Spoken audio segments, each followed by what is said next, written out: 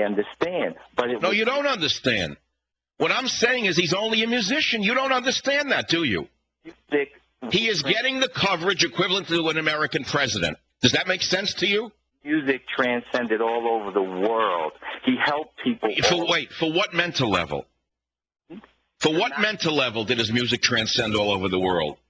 All ages, my friend. Old people, young Well, please, give me a break. All ages. Well, you may include Obama in that list, but you don't include me in my audience. I don't think there's anyone listening to this show who would rank him as great as George Gershwin, Aaron Copland, John Coltrane, Duke Ellington, Jimi Hendrix. Are you kidding me? No, I'm not, because those people put records out as well, and they can't touch his sales. That's all right. why. So it's all about sales then. I see. So it's about money you're talking about. No, it's not about All right. money. Now I understand where you're coming from. He's great because he made a lot of money for Time Warner. Is that it? No, he didn't have any. All right. Thanks for the call. All right. He's great because you're worshiping the almighty dollar. Have a nice day. Have a nice day. 1-800-449-8255, michaelsavage.com. Anyone want to comment on the Fox story? Because as I said to you, I'm not moved by Michael Jackson's death. When I heard he died, I said, big deal. Who cares? I never listened to a Michael Jackson song in my life. I have never watched an entire television show at night with that buck-toothed fraud who ridicules Sarah Palin's daughter, David Letterman. I've seen it in passing. I know he's on TV. I think he's a talentless clown. I know that when his writers were on strike, he couldn't perform. So I figure he's nothing. But apparently there's a lot of Americans who like David Letterman, even though he's a talentless hack. And he himself said it. That all he does is pass bad jokes every night. And I think this guy was a mildly talented singer and dancer. I don't understand how you could see it otherwise. In other words, this is part of America's insanity. Insanity is the inability to order things, O-R-D-E-R. In order for a society to survive, there must be order in the society. When a society becomes disordered, anything can and anything might happen. And so people start to think, wow, he's great. You have to say, well, slow down, children. He's great compared to who? He's great compared to what? He's great compared for why? And once you start to analyze who the man was, what he did, who he really was, he's just a musician who sold a lot of records, basically to people with low intelligence around the world who liked his music. But it's not a great man you're talking about. It's not the man who invented the neutron bomb. It's not the man who found the cure for polio, is it? I mean, what are you talking about? So when you lack order, when you can't sort through the relativity of an individual's achievements, and you start to think that because a man sold records and he jumped around with a white glove, that he's better than Jonas Salk, and he's better than John Coltrane, and he's better than George Washington, he's better than General Patton, then you are a man who is disordered, and you're a product of your society. Your mind is broken. And don't think this has happened to you by accident. Your inability to sort and to order things is a product of a design of the government media complex to bring you down to the lowest common denominator of thought. And I want to go to a bigger political issue here because there is a relationship to a much larger political story going on here. I have told you repeatedly on this program, The Savage Nation, that one of the first things the communists do after a revolution in any country, if you study them, is they pull down the statues of the heroes of the nation. They wreck them. They destroy them.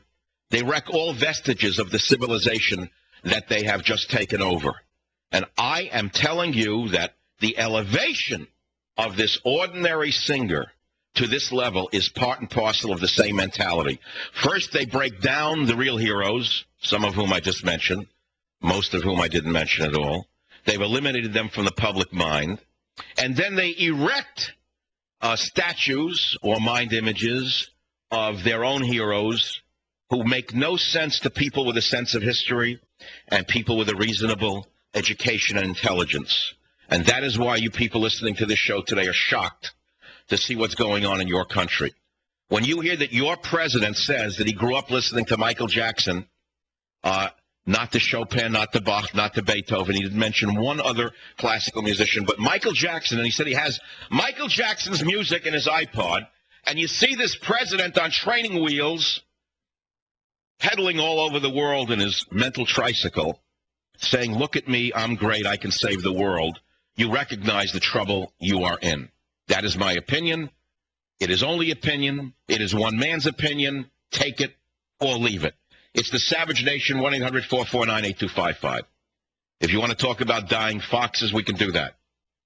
If you love the memorial, I suggest you turn the show off because you're not going to hear a word of it on the Savage Nation. You could turn on one of the droolers for the next few weeks. I suspect he will be lying in state in the National Rotunda shortly, elevated perhaps to a level unseen in the history of the country, all part and parcel not only of, in the simplistic terms, the dumbing down of America, it's the elevation for the dumb of America of people who are relatively obscure in the schemata of the world, in plain English. 1-800-449-8255 is the phone number. MichaelSavage.com is my website. Let's hear from the callers on the Savage Nation. Chicago, Patrick, welcome to the program. Go ahead, please. Yeah, Michael, you're so right. It's just sickening. Dumb down the country. You know, it's like Michael Jackson is the opium for the masses. Isn't that what the communists always did? Give them something stupid like this to focus on. Not that we just gave away a third of our missile system to the Russians for nothing. Right. Don't talk about the fact that... No, don't talk about the fact that Hillary Clinton and Obama are now on the same side as Fidel Castro and Chavez and the Sandinistas in the Honduras situation. Make them focus on a man with a white glove. Give him Michael Jackson. Give him this clown. And it's the same thing. You know, you said it a couple of weeks ago. Turn your baseball cap around and go watch baseball. That's right. Michael Jackson is for the crowd that wears their hats on backwards or really maybe sideways. Not for me, thank you. Savage. Hi, we are Armstrong and Getty. We're on every weekday morning from 6 to 10. He is a national treasure. He is Dr. Savage on Talk 910 KNEW.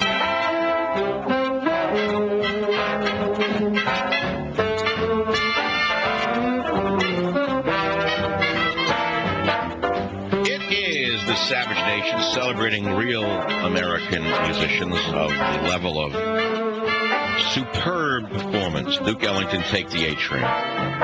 So if you think it's about race, you're crazy. I've played Duke Ellington for years. If you think I'm just doing this to prove that I'm not a racist, you're the racist, not me. You want to start throwing the words around? Go ahead. Have fun. I played Jimi Hendrix, Duke Ellington, and many, many others without any regard to what their race was. I like their music. Michael Jackson's music is for children, and not very bright children at that. Period. And the story, it's sickening. And I'm not the only person thinking this. I may be the only person saying it in talk radio, but that doesn't mean I'm the only person thinking it. I can guarantee you most of America is stunned by the idol worship being promulgated by these idle minds on the networks. Idle minds creating idol worship. And it's not over yet. It's just begun. Only one congressman said the right thing, Peter King. He reminded us he's a pedophile. And he was attacked, of course, by the usual suspects. Listen to Representative Peter King. I just thought this had gone over the top. There was almost an orgy of glorification. Yes, he did violate young boys. He did put them in terribly inappropriate positions. And that's a terrible signal to be sending as a society that we're somehow condoning that behavior. And you are condoning it when you give him this type of, when we give him this type of regal coverage. And millions of people fighting to get to his mega memorial. I mean, this is just wrong. This glorification of Michael Jackson, I just thought somebody had to say, hey, let's end it. Would you like to talk instead about Obama's insanity, bankrupting America to a level nobody can comprehend on the order of King Ludwig of Bavaria? Fighting climate change? Climate change? That's like fighting God himself. You can't alter the climate. Everyone knows that. It's impossible. Man has tried to alter the climate from the beginning of time. Can't do it. Only the insane try to alter the climate. Alter the climate? It's just an excuse to tax people who make money in order to give it to those who are too lazy or unfortunate to not have any.